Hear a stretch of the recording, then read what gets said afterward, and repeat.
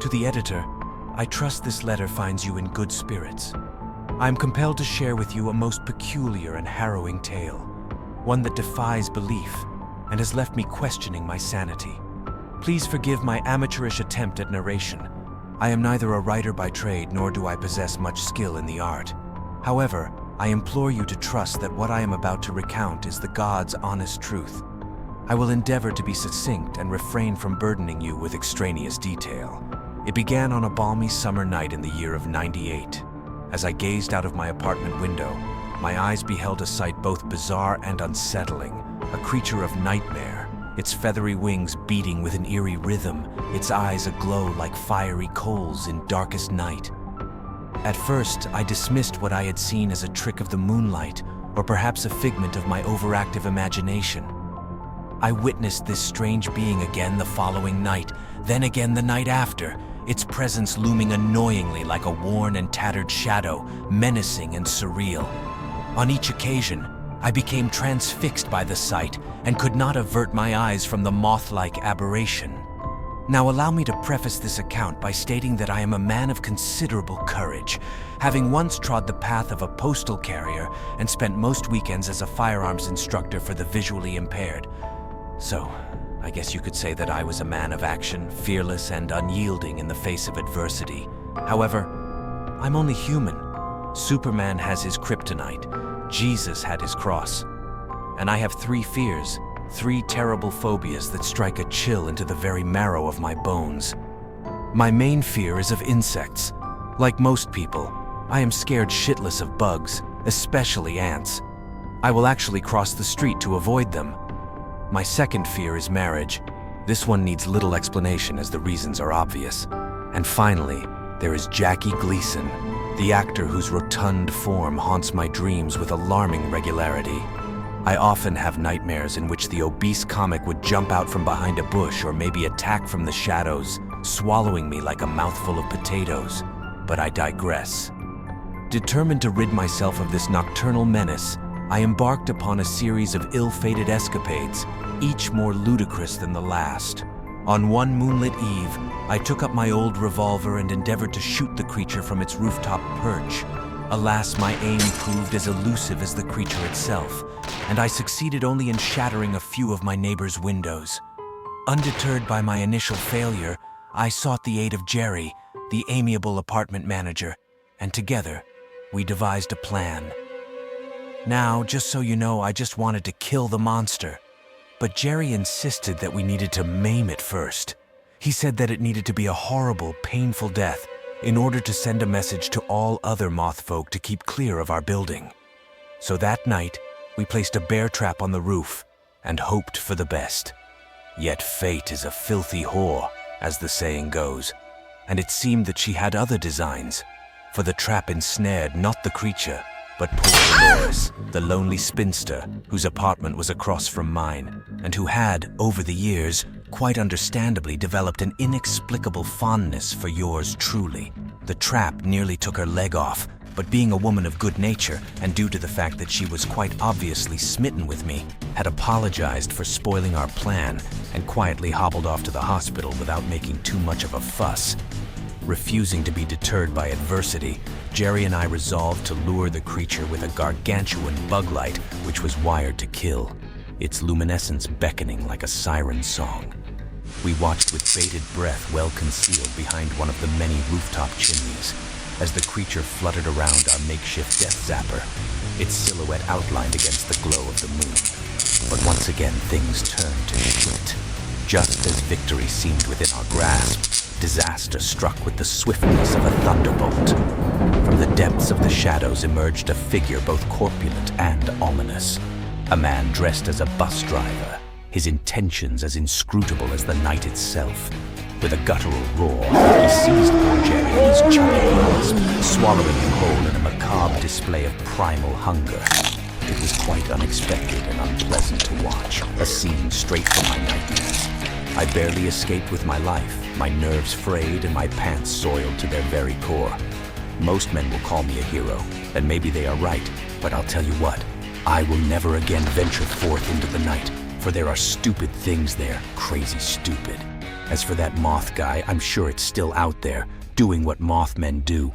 Maybe it met a nice moth girl and has tiny moth babies. How the hell would I know? Yours reluctantly, Patrick.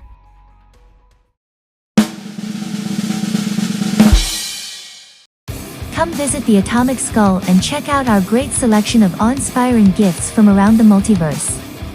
Only the most extraordinary items make it to our shelves. You'll shout, "Holy shit," when you see what we offer, from awesome t-shirts and crazy coffee mugs to groovy hippie stuff and trippy tote bags, we have it all. So remember, theatomicskull.com, we rock. Everyone else sucks.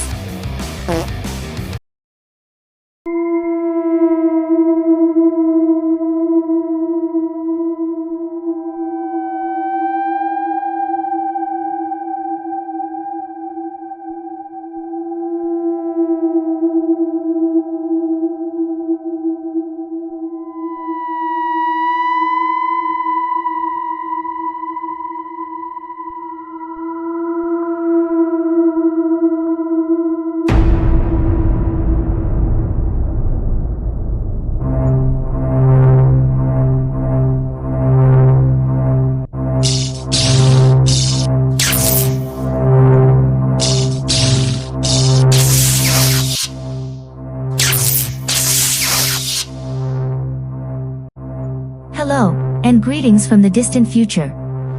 My name is Leah, and I bring a message of monumental importance. You see, I've traveled back through time from the year 3023 with a dire warning for all the creatures of Earth. So sit back, grab a beer, and let's turn that upside-down frown around, because I have some really bad news for you, and you're not gonna like it. The dire warning I speak of is not the good kind, in fact, just the opposite. It's the type that has flying spiders, knife-wielding crocodiles, and oceans so filled with plastic that it is now possible to walk from Florida to Cuba. This horrible future was created by well-intentioned, yet moronic hippies and idiotic dreamers stupidly searching for a nonsensical utopia. I don't have time here to go into all the details, but the ultimate blame for what my world had become lies at the feet of the environmentalists and the unforeseen consequences of their decisions. I do not expect you to believe all of what I'm about to tell you, and that's okay. After all, I cannot offer proof that what I say is true. So you're just gonna have to trust me on this. I can't give you future sports scores or anything like that. And no lottery numbers, sorry. You see, no one can travel to their own past, or rather it was my past until I arrived, because the moment I stepped foot in this present time, I changed the direction of this timeline so that it now runs parallel to the one I just came from. So, what I'm trying to say is that you have the power to prevent your world from suffering the same fate. Now listen up, this is what awaits you if you fail to heed my warning. When I left my timeline, things were, well, let's just say they had gone to shit. Oh shit! It is a world where many animals that were once peaceful herbivores have evolved into ravenous meat-eating freaks. Giraffes, for instance, have long fed on rabbits and smaller rodents, but have recently been reported to attack small dogs and even children. It was not uncommon to see a squirrel in a tuxedo, or a rat wearing a tie. That was just the world we lived in, and we had to make the best of it. Doesn't sound too good, does it? But wait, it gets worse. By the 2300s, societal norms had devolved into madness. Traditions of the past, such as marriage, gender roles, and privacy, had become relics of history, their significance lost to time. Once, a 4-year-old child mentioned to his teacher that he wanted to be a fire truck when he grew up. Remarkably, his parents were not only obliged to accept his decision but also assist him in its pursuit or risk prosecution. Yet, this tale takes an even stranger turn. A renowned movie star, whose name will not be mentioned, made headlines by choosing to marry that same fire truck. The union captivated the public imagination, further blurring the line between personal choice and the absurdity of the new age. Humorously, the story took a dark twist when the star met his demise while attempting to consummate the marriage. You may find this next part rather strange. Around 2525, spaceships from who knows where came to Earth and dumped flocks of big feet, or Bigfoots, into the forests of Brazil and New Colombia. And no, I'm not talking about your friendly neighborhood Sasquatch or your garden variety stink ape. These big feet were real nasty, and they were not to be trifled with. About 50 years later, the Army of New Columbia decided to trifle with the Bigfoots, and after a short battle, were soundly defeated. The surviving soldiers were offered as tribute to the Mothmen. Oh, yes, I forgot to mention, the Earth became infested with Mothmen around 2500, my world was just lousy with them. And as our overlords, they were entitled to a monthly sacrifice of animal protein, and they didn't care where the meat came from. They were very cruel masters, but fair enough, I suppose, and truth be told, I've seen worse. Cloning was also widespread, with the upper class often purchasing clones of cryptids and supermodels as pets.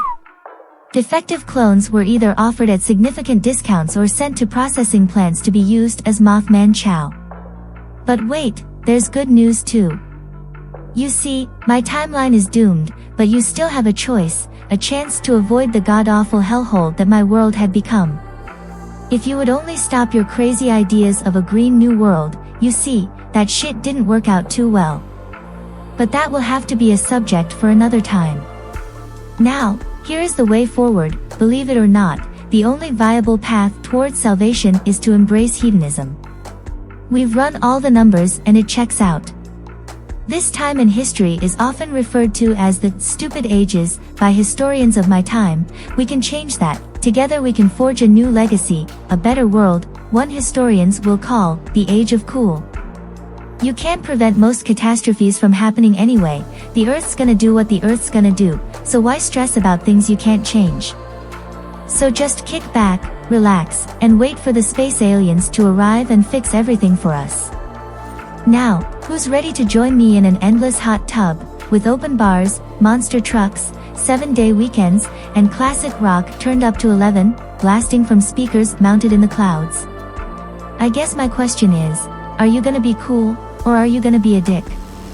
Like the Buddha said, always take the simple path, and in this case it's the path to the hot tub. Bye for now. Leah.